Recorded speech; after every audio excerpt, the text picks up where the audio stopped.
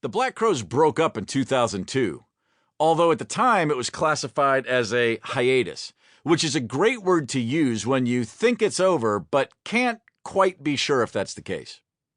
By 2005, there was a prevailing sense of, well, shit, let's do it right this time around. Everybody had, allegedly, grown up, and after experiencing reality outside the Black Crowes, we realized that it probably wasn't as cool as life in the Black Crowes.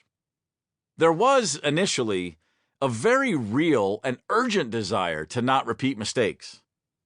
Within 18 months, though, it was apparent that we were back on the same hamster wheel. Fight, tour, record. Fight, tour, record. People don't change unless they truly want to change.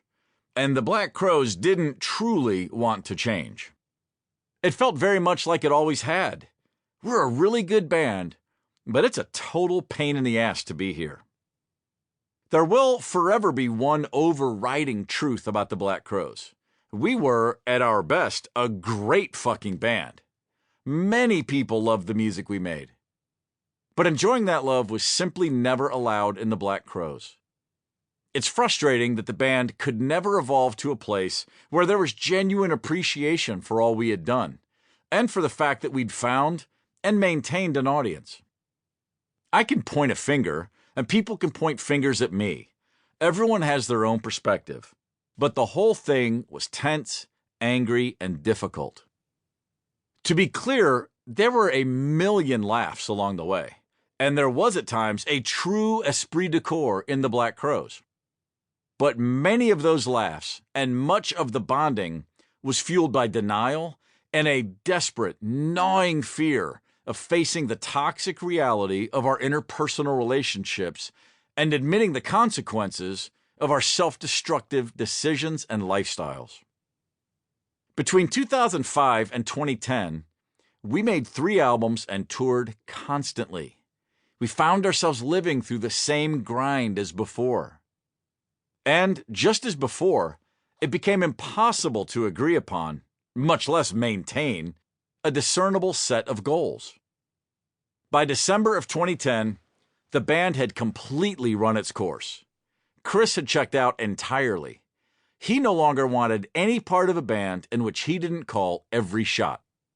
He needed to be completely in control, despite a lengthy track record of calamitous decisions and misguided efforts with very painful consequences. He put together a band called the Chris Robinson Brotherhood, and then, for the second time in 9 years, initiated a hiatus from the Black Crowes, intent on forging a new path that no longer required working with his brother. I went to see that band in 2012 in Nashville. He was actually smiling. He rarely smiled that way, so genuinely, when he was on stage with the Black Crowes. I thought, well, good for him. I hope he's actually happy. So I was surprised when, after the gig, he asked me about doing a Black Crowes tour in 2013. "Why do you want to go back to something that makes you so miserable?" I said, laughing. But shortly thereafter, plans were in full swing to tour in 2013 as a test run for an anniversary tour in 2015 to mark 25 years since the release of our multi-platinum 1990 debut album, Shake Your Moneymaker. The tour in 2015 would also most likely be a proper farewell to our loyal fans. We still had a few hurdles to clear. The Robinson brothers hadn't spoken in a year and a half. As our manager was putting the tour together, Chris and Rich were threatening each other in emails on a daily basis. "I'll kill you if you do this. I'll quit the tour if you do that," and all that standard bullshit.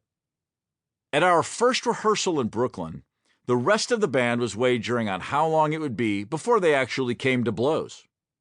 The over-under was 3 hours. During our first break, the two of them paired off and had a quiet conversation in the corner. To everyone's utter amazement, that one brief chat was all it took to bury the hatchet. We finished that rehearsal without incident, and then the next, and the next. We played 120 shows that year, almost all of them sellouts. Promoters